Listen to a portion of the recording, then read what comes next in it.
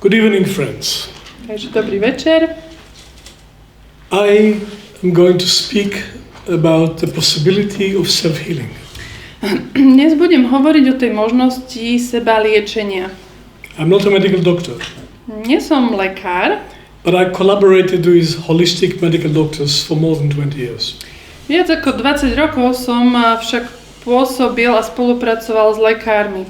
And Psychophonetics was born in medical clinics with the supervision of medical doctors. Čiže psychofonetika, metóda, ktorú som vytvoril, bola práve tam sa narodila. And actually I want to dedicate this talk to my dear medical colleagues, about 4 or 5 of them in Australia and South Africa, that enabled the birth of a form of medicine in which the client is the expert. Takže dnešný večer by som aj rád venoval týmto svojim spolupracovníkom, kolegom, lekárom, ktorí stáli pri vzniku psychofonetiky ako metódy, ktorá dokáže klienta zahrnúť do jeho vlastného liečenia. I'm not a specialist of any part of the human anatomy and physiology. Ja nie som nejakým špecialistom na ľudskú fyziológiu, anatómiu. There's about 12 human anatomy systems. Je asi 12 systémov anatómie. You know, respiratory and nervous system, endocrinological, muscular system. There's 11 of them. Čiže ich asi 11 vymenoval rôzne ako respiračný The scientific and objective, there's 11 of them, but I am a specialist in system number 12. Dobre, čiže je ich 11, tých vedeckých, a ja som špecialista v tom 12. It's missing. It doesn't feel right. It is only 11, does it? Ono to chýba, lebo nie je to také, neznie to veľmi dobre, keby sme povedali, že je ich 11. System number 12 is the Psycho-Spirit-Somatic dynamic that affect people's health drastically. Takže ten systém číslo 12 je práve ten psycho-spirito-somatický element a tento ovplyvňuje zdravie ľudí veľmi výrazne. It's considered soft science because it is psychosomatic.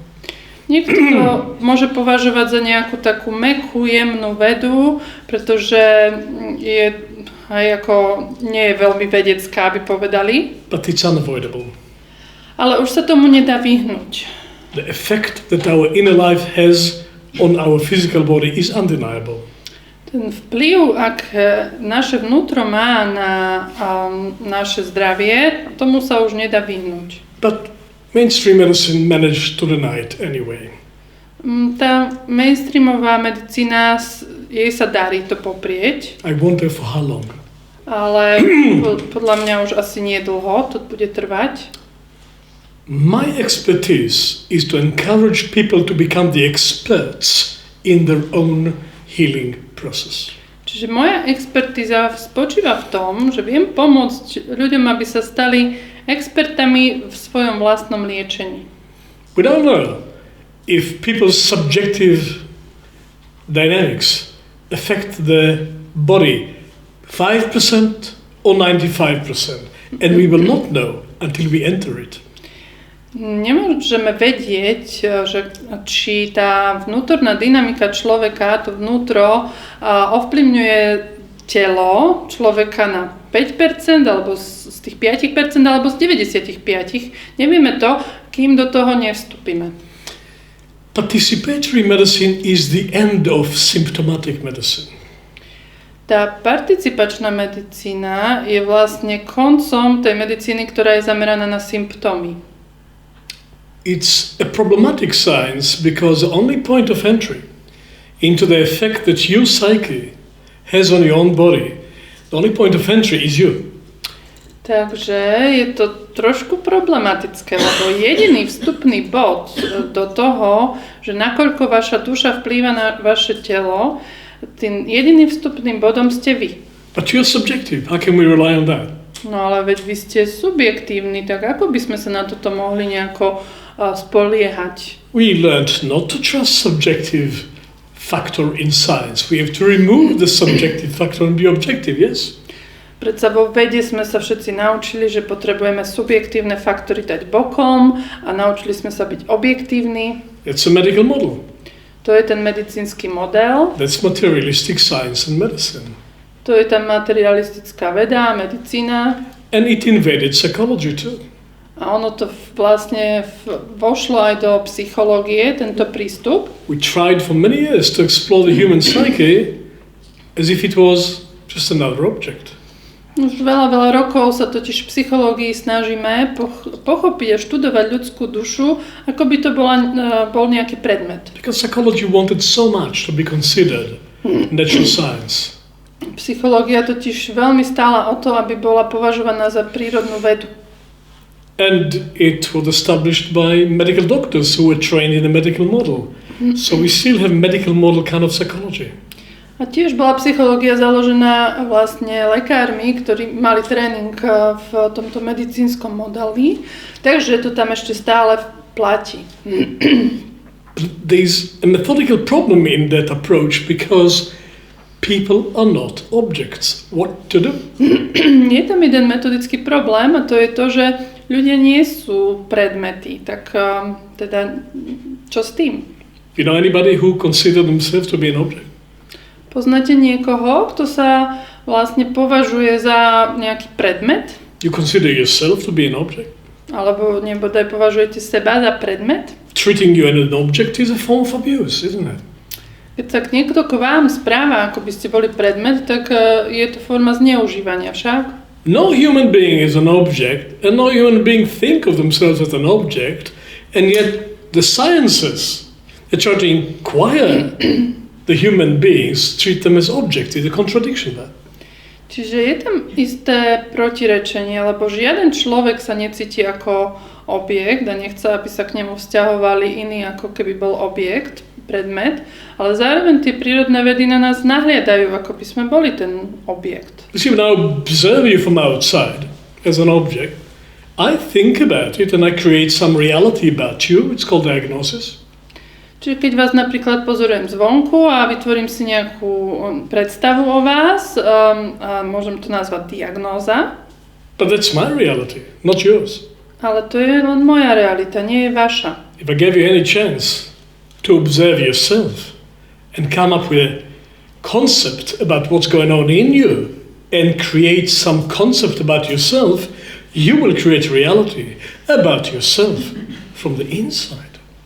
Takže ak sa mi podarí pomôcť vám, aby ste sami seba pozorovali, tak vy prídete k tomu, že vlastne budete vedieť si vytvoriť svoju vlastnú realitu o tom a predstavu o tom, čo sa vlastne vo vás deje, ako by ste mali svoj vlastný vhľad do toho.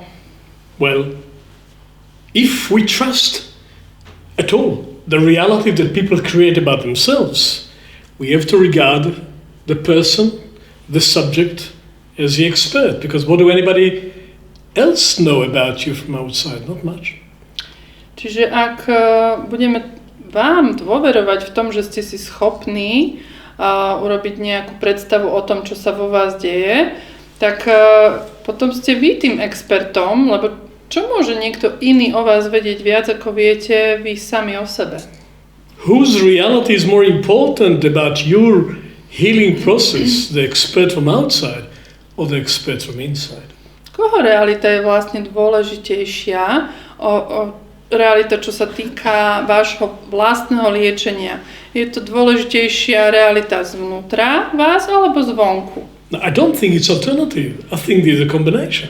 No ale pre mňa to nie je, že buď jedno alebo druhé. Pre mňa je to kombinácia týchto dvoch. Our ideal is not a world without medical doctors, but it's a world with collaboration of healers, and one of them is the patient herself. Takže náš ideál je, keď spolupracujú tí liečitelia, pomáhajú tomu pacientovi, klientovi, aby on bol svojím vlastným liečiteľom. Participatory medicine is not medicine without medical doctors. It is medicine that allow the patient to participate in the healing process. Čiže participačná medicína nie je to medicína bez lekárov, je to ale medicína, ktorá umožňuje, aby ten pacient, klient sa stal súčasťou liečenia, aby sa zúčastnil toho liečenia. As one of the experts. Ako jeden z expertov. Yes, it is subjective opinion about yourself. Áno, vy máte subjektívny názor na seba. But you are a subject after all. Ale však ste predsa nejaký subjekt. Could it be that the subjective experience and meaning of experience, even though it is subjective, it is objectively real? Could this possible? Mohlo by to byť tak, že tá realita subjektívna, ktorú máte o sebe, je tiež súčasťou tej reality a že je možná? This is our starting point. Subjective reality is real.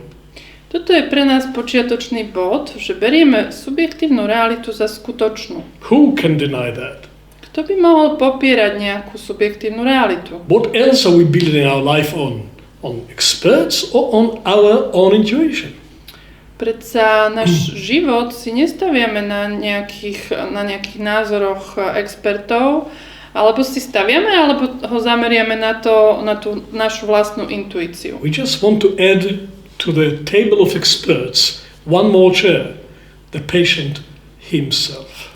Takže to, o čo sa snažíme, je, že pridať k tomu stolu expertov o jednu stoličku naviac, a to je stolička pre toho pacienta samotného. But what does the patient know about anatomy, physiology, pathology, biochemistry and healing process? They're not medical practitioners. No, môžete sa pýtať, že čo vie predsa ten pacient o anatómii, fyziológii a neviem čom všetkom, však nie je lekár. No, they have another language to talk to themselves. Takže ja hovorím, že pacient má iný jazyk, ktorým sa dokáže zhovárať sám so sebou. The body has other languages to speak to consciousness. Telo samotné má iné jazyky, ktorým dokáže komunikovať s vedomím. If we develop these languages, everyone can talk to their own body very intimately. Primary source. A ak sa nám podarí rozvíjať tieto jazyky, tieto komunikačné kanály, tak potom každý sa môže vlastne spojiť sám so sebou s tým primárnym zdrojom. So we established a form of psycho-spiritual-somatic healing. Takže sme vytvorili vlastne formu toho psychospirito-somatického liečenia. That is not treating people like objects, but like subjects. A toto liečenie nevníma ľudí, ako by boli predmetmi, ale že sú subjektami. And then they can join the healing therapeutic medical team because there are things that only you know about yourself. Potom sa ten človek môže pridať do tímu expertov, lebo len on sám vie o sebe veci, ktoré nikto iný nevie. The subjective experience is essential to understand what happens to a human being. Obviously in psychology. Tá subjektívna skúsenosť človeka je úplným základom toho, čo sa mu deje, minimálne teda v psychológii. It is very strange to have psychology that treat people as data and behavior. Je to také čudné mať psychológiu, ktorá sa správa k ľuďom, ako by to boli len nejaké dáta a správanie. When the topic is psyche. Veď tá téma v psychológii má byť duša. But I'm here to make a case that not only in psychology, but even in medicine, the reality and the awareness of the subject is essential for holistic medicine. Takže ja som tu, aby som vám prezentoval akoby taký prístup, kde je vlastne tá subjektívna realita klienta a tiež to uvedomenie si klienta sú nevyhnutné a sú takým základom aj v psychológii, aj v medicíne. Now we survived for thousands of years before modern medicine. God knows how. How did we survive without doctors? Takže tisícky rokov sme prežili bez lekárov. Ako je to možné? Okay, we have traditional healers Mali sme and shamans. takých tradičných liečiteľov, šamanov. Well, maybe we should listen to them. Možno by sme im mali načúvať. Because we survived with modern medicine for, I don't know, a couple of 100 years. We survived without it for thousands and thousands of years. Maybe it's time we listen to it. Medicína je tu len pár storočí a bez medicíny sme prežili oveľa dlhšie, takže možno je dobre načúvať aj tým starovekým nejakým liečiteľským praktikám. Traditional Chinese medicine is at least 5,000 years old. Tradičná čínska medicína je minimálne 5000 rokov stará. Still working. A funguje stále. Our Vedic medicine from the Indian subpeninsula is at least 10,000 years. It works. Maybe we should listen to them. Ajurvédská medicína je zase 10 000 rokov stará a funguje, tak možno by sme mali aj túto počúvať. And there was traditional European medicine also, but it was destroyed systematically. Kedy si existovala aj tradičná európska medicína, ale bola tak systematicky ničená. Between the 12th century and the 18th century, 9 million wise women who were healers were killed by the authorities, burnt and drowned and stoned. Medzi 12. a 18. storočím až 9 miliónov múdrych žien bolo vlastne systematicky zabíjaných, vraždených, utopených alebo ukameňovaných. They were called witches. Volali ich čarodejnice. The evil ones. Tie čarodejnice. They were healers and midwives and herbalists. Ale boli to práve liečiteľky, boli to pôrodné baby, boli to bylinkárky. We lost all that in Europe. A v Európe sme o toto všetko prišli. Maybe not completely. Možno, že nie úplne. Maybe we have to remember what we once knew. Možno si potrebujeme len spomenúť, čo sme už kedysi vedeli. What the wise women tried to carry for the future, but they were not allowed to. To, čo tie múdre ženy sa snažili niesť až do budúcnosti, ale nebolo im to umožnené. I want the wise women back. You want, yeah? Yeah. OK, takže Jehuda chce, aby sa vrátili tieto čarodejnice. Look what happened to us without them. Čo sa nám stalo bez nich? Všimnite si to. They always regarded the human constitution as one whole, not as 20 different departments of pathology. Oni sa dívali na človeka ako na jeden celok, nie ako na nejakých 20 oddelení patológie. It was like a rainbow. Bolo to ako dúha. From the physical body to the life body, to the soul body, to consciousness, to the spiritual dimension, to aspirations. Takže tú dúhu myslí tým, že bolo tam fyzické telo, životné telo, duševné telo, možno nejaké duchovné telo a ašpirácie. Very rich emotional lives that affect us at every point in our life. A je to emočné telo, ktoré je veľmi bohaté a vplýva na nás neustále, každý moment nášho života. Very complicated life body system that we don't have a language for anymore. We have to use chi and pranic body. We lost the European names for the life body, but I'm sure in the Slavonic nations it had something to do with živo. Potom to životné telo, ktoré je veľmi komplikované a už dnes v európskej tradícii ho nejako nemáme ako pomenované podľa mňa, ale má niečo spoločné so slovom život. Už vlastne len môžeme využívať to pránické telo alebo to chi. Leib for the German people. V nemčine je to Leib. Viva for the Latinos. Vitality. V latinčine viva alebo vitalita. Hayim for the Hebrews. Hebrejčine Hayim. We need this language back. Takže potrebujeme tento jazyk tohto životného tela späť. Because every living being, plants, animals, people have a life body, and inside of it there is an internal physician that we are not talking to. Lebo v každom živom organizme, či už je to človek, rastlina alebo zviera, existuje a vlastne ten vnútorný liečiteľ, s ktorým zvyčajne nekomunikujeme. We got all these doctors outside, but we don't go to the doctor inside because we don't speak the language. We want communication with the internal healer that lives in everyone. My sa rozprávame s expertami, s lekármi, ktorí sú navonok, ale vôbec sa nebavíme so svojím vlastným múdrym liečiteľom, ktorý je v nás, lebo nemáme ten jazyk. We developed atomistic medicine in the last 200-300 years based on cutting down dead people, forgetting that actually dead people are different from living people.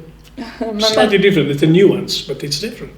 Máme tu medicínu posledných 200-300 rokov, ktorá sa tak špecializovala na to, že ľudí pokuskovala na malé časti, ako sa to robí aj s mŕtvými telami, ale žiaľ, ľudia nie sú mŕtve tela. I worked in medical clinics, that's where Psychophonetics was born. I had people, the doctors would send to me patients which they didn't know what to do with, and there was a lot of them. Čiže tých 20 rokov, čo som robil na klinikách, tak mi tí lekári posielali svojich pacientov, s ktorými už nevedeli si rady. I had a clinic down the garden, a greenhouse, and from time to time the doctors would say to the patients, we really don't know how to help you, go and talk to Yehuda. And that went on for 11 years in Melbourne. Tak ja som mal takú časť tej kliniky v záhrade a keď jednoducho tí lekári už nevedeli, že čo ďalej, tak povedali, choďte tam za Jehudom a to trvalo 11 rokov v Melbourne. See what happened, they trusted me. Tí lekári mi dôverovali, tak povedali tomu pacientovi, že choďte, skúste to, neviete, čo sa podarí. I was the psychosomatic department of the clinic. Čiže ja som bol tým oddelením psychosomatiky tej kliniky. But I was experimenting, I needed to create something new, so I had the doctors to back me up. A experimentoval som, chcel som vytvoriť niečo nové, ale mal som tých lekárov, ktorí ma mohli ako podržať. This was Australia and South Africa, pioneering new world countries. People are more free there. Potom aj v Južnej Afrike a obidve tieto krajiny, Austrália a Južná Afrika, sú také pionierské krajiny, kde sú ľudia slobodnejší, keď môžu robiť viac slobodných vecí. Open mind. Majú otvorenú myseľ. Can you find me any Slovak medical doctor that is open-minded? I'm looking for them for 10 years. A hľadá Jehuda takého lekára, ktorý by mal na Slovensku tú otvorenú myseľ, tak ho hľadáme spolu. I believe they exist, but they're hiding. Ja verím, že existujú, ale zatiaľ sa skrývajú. I met a few of them, but they're hiding. Why should medical doctors hide from their own intuitions and cover up what they do? Ja som nejakých stretol, ale ešte stále sa skrývajú. Prečo sa skrývajú pred svojou intuíciou, alebo ju snažia trošku nejako zakryť, aby nebola taká viditeľná? We are more courageous in Australia and South Africa. We are pioneers. V Austrálii a v Južnej Afrike sme takí odvážnejší, lebo sme pionieri. One of my mentors in medicine in West Australia, Dr. Hira Singh, was very popular doctor. You had to wait 3 months to see him. A jeden z mojich tých spolupracovníkov, lekárov, mentorov bol lekár v Južnej Afrike, ktorému sa bolo ťažko dostať, že museli ste 3 mesiace čakať na čakačke. Nedland Clinic in Perth, West Australia. Aha, tak to bolo v Austrálii, prepáčte, v Perte. He came to the conclusion that 95% of what patients come to him for has got nothing to do with medicine as they teach it. On prišiel k takému záveru, že až 95% pacientov nemá vlastne ten problém medicínsky nevznikol v tej medicíne, ktorú vyučujú na vysokých školách. He didn't prescribe medicine. He belonged to a whole group of Australian doctors who refused to prescribe medications.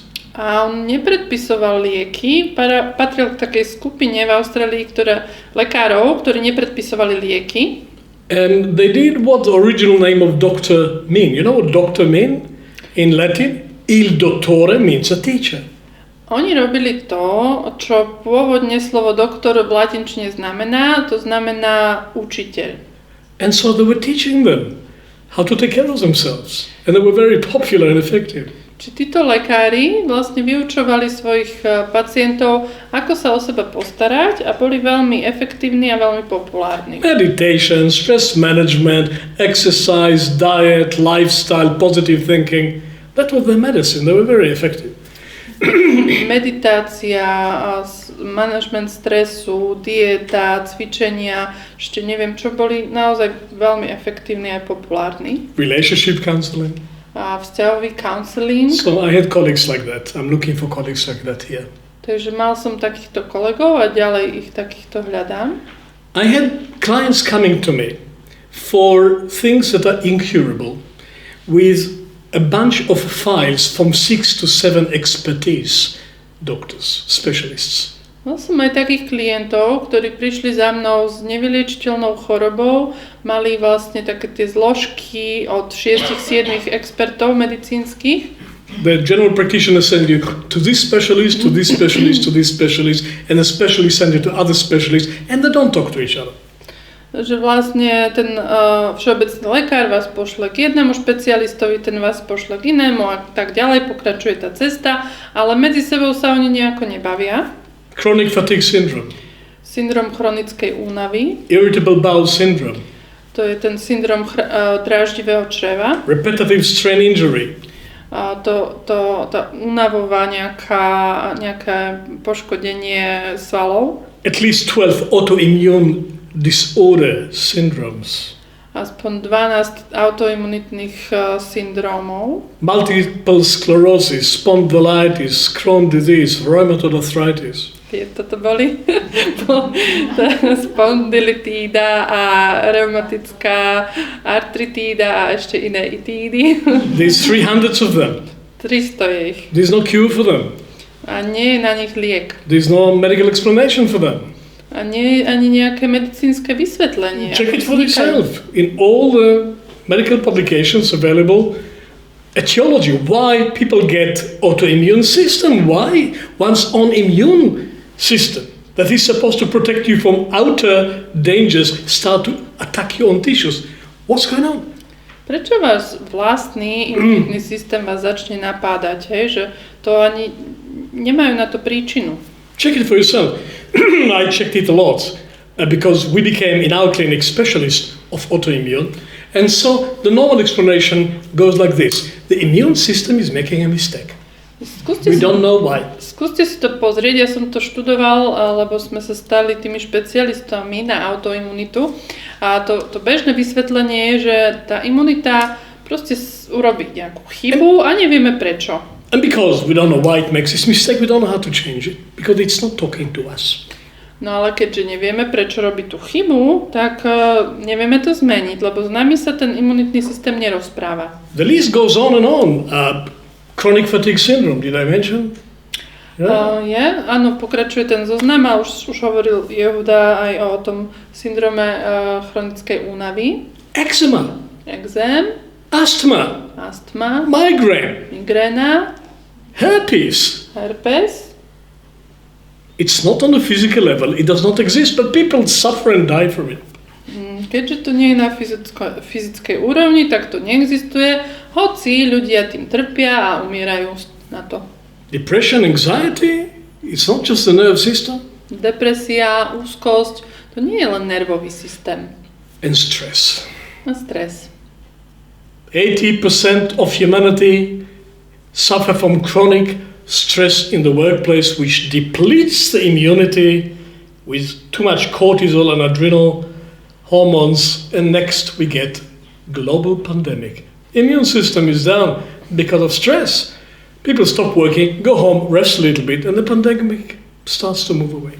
People are just overstressed. Takže ľudia sú fakt takí preťažení z toho stresu. 80% ľudí trpí stresom v práci a keďže nevedia čo s tým, tak tá imunita im klesá, pretože tie stresové hormóny im stúpajú a potom nastane pandémia, ľudia si idú domov oddychnúť a nakoniec oddychnutí môžu čeliť stresu. So, Psychophonetics is one of the new modalities that want to treat the whole human being as an integral organism and not as separate departments of pathology. Takže psychofonetika je jedna z viacerých modalít, metód, ktoré sa snažia dívať na človeka ako na celú ľudskú bytosť, na jeden celok a nie na nejaké oddelenia, časti. I know we are not the only one. Viem, že nie sme jediní. But there's not one association in Slovakia for holistic integrative medicine. Not one. Ale neexistuje asociácia lekárov holistickej medicíny na Slovensku. The Czechs are a little bit more advanced in this way. V Čechách sú trošku dopredu. But I come from countries when we were political power. We would affect government policies, the holistic medicine associations, the complementary associations, the psychosomatic associations in England, Australia, I think in Germany too, but definitely in the English-speaking world. The sector of holistic medicine is really developed and we should pick it up. Communism delayed us here for a few decades. Ale prichádzam z krajín, kde takéto asociácie holistických lekárov mali skutočnú aj politickú moc, že vplývali na to, aké zákony sú príjmané. A áno, tu v našich končinách komunizmus trošku oddialil tento nástup holistického prístupu k človeku, ale mali už by sme s tým niečo robiť. It starts to affect mainstream science. Už aj tento prístup holisticky začína mať vplyv na tú mainstreamovú medicínu. But in this country you still have to look for it. It's not available easily. Ale potrebujete na Slovensku to dosť, potrebujete sa ponamáhať, aby ste to našli. In Germany there's more and more psychosomatic clinics. V Nemecku už je stále viac a viac tých psychosomatických kliník. There's a complementary science inside medicine called Psycho-Neuro-Endo-Immunology. Psycho-Neuro-Endo-Immunology. No je niečo také, čo sa volá Psycho-Neuro-Endo-Immunologia a to je vlastne súčasť medicíny. Acknowledging that the psychological dimension, oni uznávajú psychologickú dimenziu. The nervous system, there's 3 of them, not just one. Nervový systém a tie sú až 3, nie len jeden. You know, central nervous system and autonomic nervous system. Centrálny a autonómny. Endocrinological system.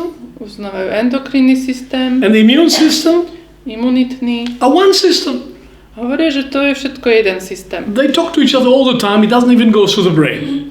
A že medzi sebou sa rozprávajú a nejde to ani vôbec cez mozog. Where is the center of this system? The blood. It's all communicating through the blood. A kde je centrum tohto systému? Hovoria, že je to krv. Že komunikácia prebieha cez krv. Even genetic changes slowly. Už aj genetika sa pomaly mení. I don't know if you heard about epigenetics. Asi ste počuli o epigenetike. It's very different from Darwinian evolution theory.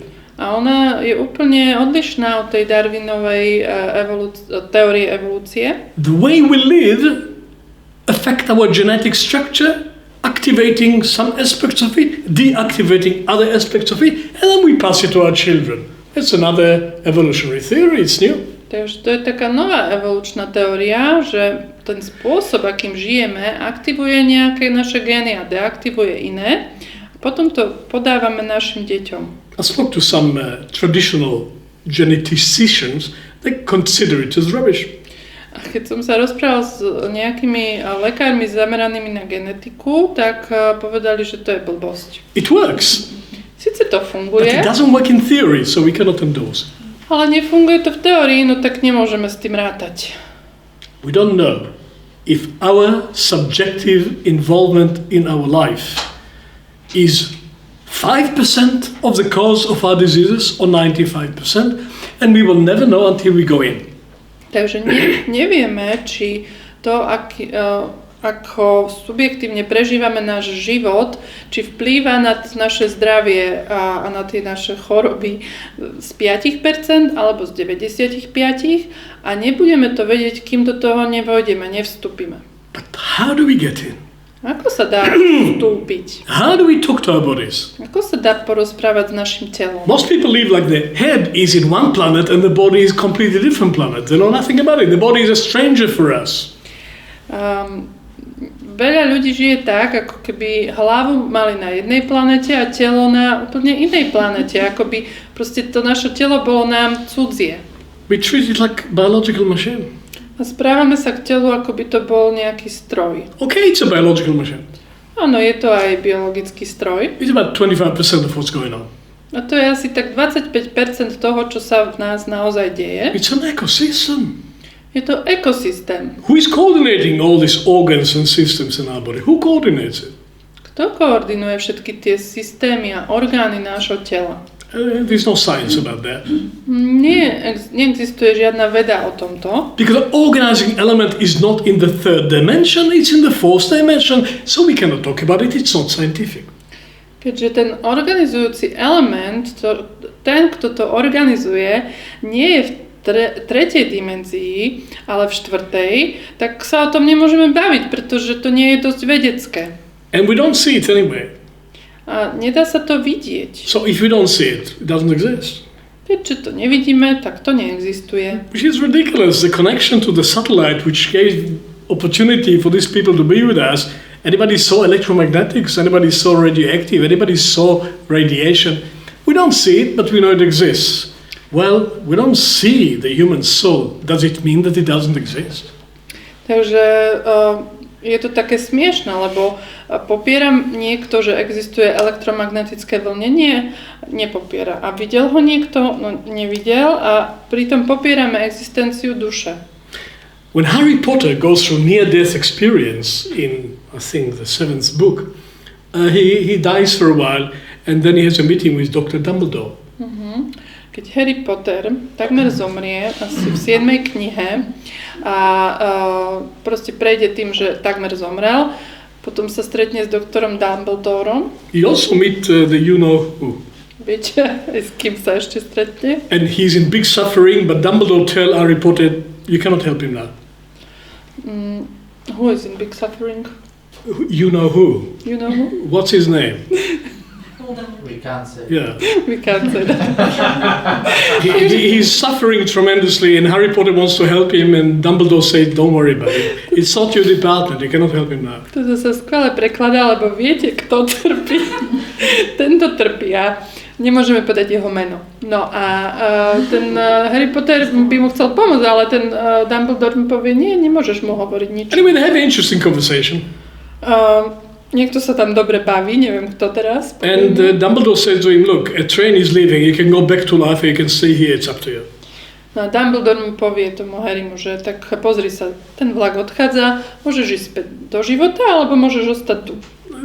Charing Cross tube station is just around the corner, you want to go back to life, just go there, a train is about to leave, but you can stay, it's up to you, and he turns around and walk.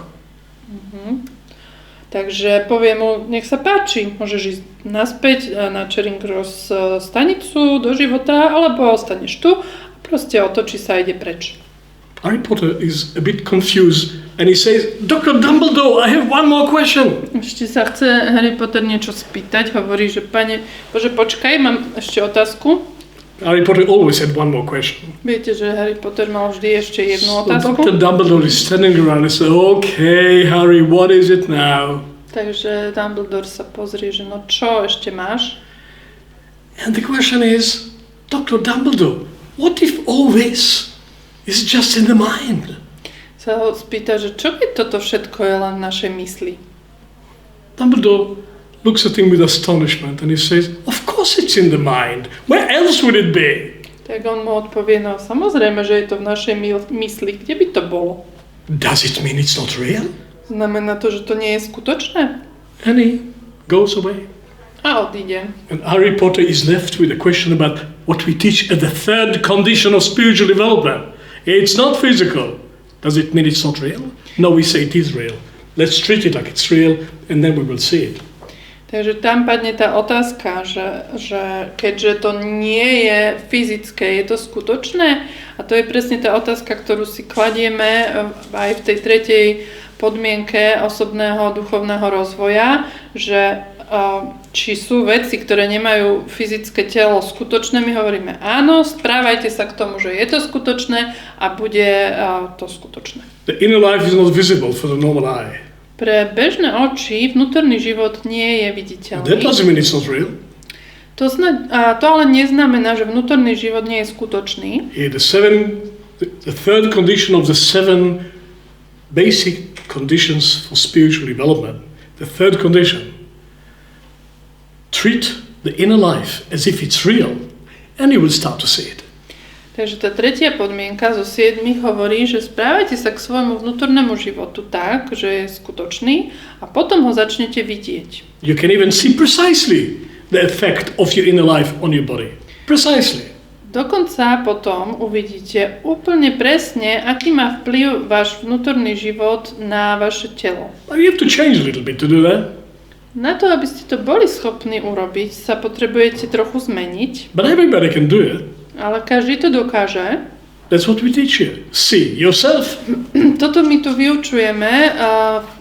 Pozrite sa na seba, uvidíte sa. Why should I be the expert on what's going on in you? I want you to be the expert of what's going on in you. Prečo ja by som mal byť tým expertom a v tom smysle, že čo sa vo vás deje? Buďte vy svojim expertom. A subjective experience is objectively real. Subjektívne skúsenosti sú naozaj objektívne skutočné. And it has very real consequences. A to má potom veľmi skutočné aj dopady. Can we see it in action, or do we always have to wait for the consequences? Je možné, aby sme to uvideli už keď to robíme, keď ten náš vnútorný život vplýva na to naše telo, alebo musíme sa zastaviť až keď to má následky na naše telo? How do we talk to the body? Ako by sme sa mohli porozprávať s How do našim we telom? talk to the unconscious? Ako by sme mohli hovoriť s nevedomým? Do we want experts for that for the rest of our lives? Chceme tých expertov až celý zvyšok nášho života? Okay, Ziggy. Ziggy, hej. The unconscious exists. Tak áno, nevedomie existuje. Thank you for your revolution. Ďakujeme ti za tvoju revolúciu. Ziggy is Sigmund Freud. Asi ste spozorovali, že Ziggy je Sigmund He made Freud. a contribution. Čiže aj ten urobil nejaký príspevok. Thank you very much. Ďakujeme ti, Ziggy. But we don't need you for the rest of people's life to tell them what's going on. They can see it for themselves. Ale nepotrebujeme ťa na to, aby si ľuďom hovoril, čo sa v nich deje. Oni to dokážu vidieť sami. But you need to speak the language. Ale potrebujú sa naučiť hovoriť tým jazykom. And the little brain we have is not enough for that. The whole body has to become a brain to catch what's happening inside. Ten malý mozog, ktorý máme, nestačí na takúto komunikáciu. Celé telo sa musí stať tým mozgom, predĺženým mozgom. So psychophonetics is a method of engaging the whole body in the act of cognition, not just the brain. Takže psychofonetika je metóda, ktorá umožní, aby sa celé naše telo stalo tým, ktoré poznáva, nie len teda náš mozog môže Just imagine we poznávať. could think with our hands. Predstavte si, že dokážeme myslieť rukami. We can think with our whole 216 joints. Alebo že dokážeme myslieť všetkými 216 klbmi. We can think with a meeting between the central nervous system and the autonomic nervous system. Alebo že dokážeme myslieť v tom stretnutí medzi centrálnym nervovým systémom a autonómnym. So here's how we talk to our body and how we talk to the unconscious. Takže tu je spôsob, ako sa dá rozprávať s telom a s tým nevedomým. They don't speak Slovak. Nehovoria slovensky, They don't speak English. nehovoria anglicky, They don't even speak Hebrew. ani hebrejsky. God spoke Hebrew. Boh síce hovoril hebrejsky, We've got it in writing, máme to zapísané, but the body doesn't. ale telo nie. But it speaks. Ale aj tak hovorí. It speaks, but we have to develop the ear to hear what it says. Telo rozpráva, ale my si musíme vyvíjať tie uši, aby sme počuli, čo hovorí. We can develop it. Dá sa to rozvíjať. We call it inner hearing. Voláme to vnútorné načúvanie. Inspirative perception. Inšpiratívne vnímanie. The body lives in pictures, but we need an eye to see them. Telo žije v obrazoch, ale potrebujeme oči, aby sme ich uvideli. We can develop it. Môžeme si ich rozvíjať. We call it imaginative perception. Voláme to imaginatívne vnímanie. The body speaks in constant movements and gestures and postures, but we don't see them. Telo rozpráva neustálými pohybmi, gestami, ale my ich nevidíme. But we can think with the movements. We can think with the gestures. We can develop deep perception of what's going on in these movements and gesture by developing movement and gesture and create intuitive perception. A môžeme si vďaka tomu, že sa budeme hýbať s tými gestami, s tými pohybmi, môžeme si rozvíjať intuitívne vnímanie.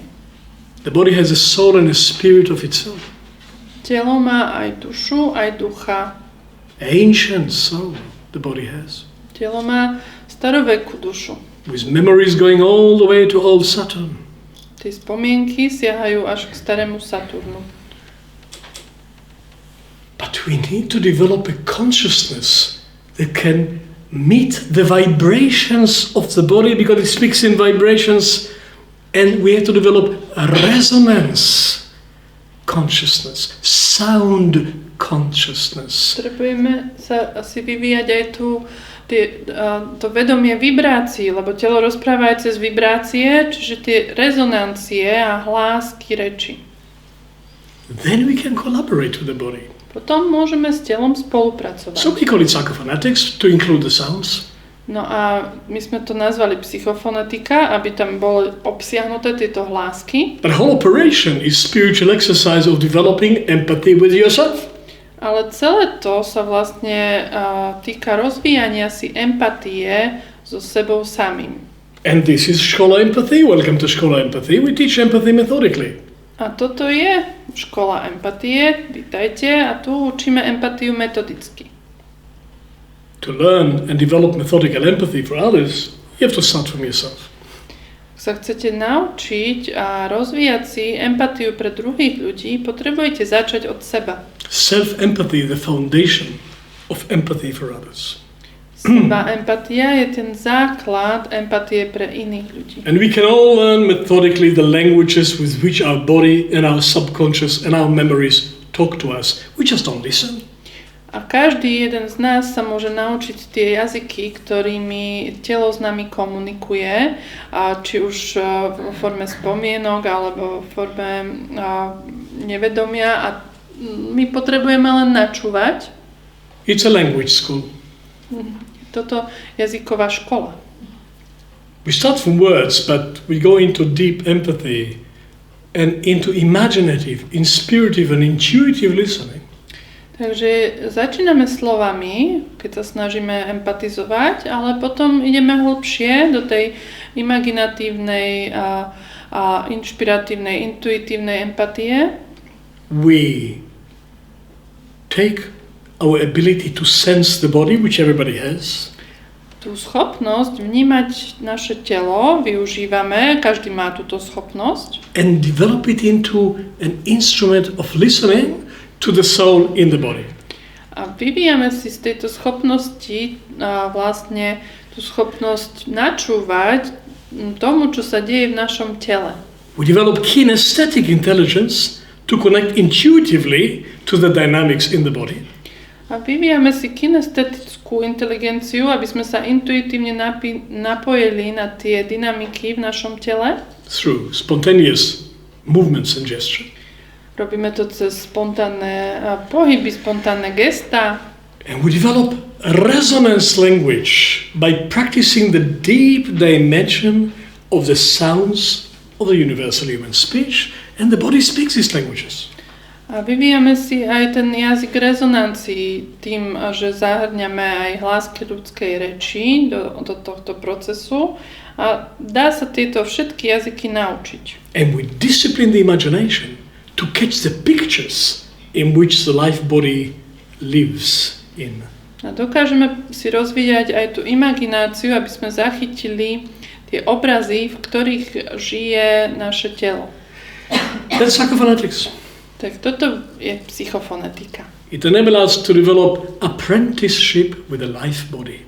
Ona nám umožňuje vyvíjať si také učňovstvo so životným telom.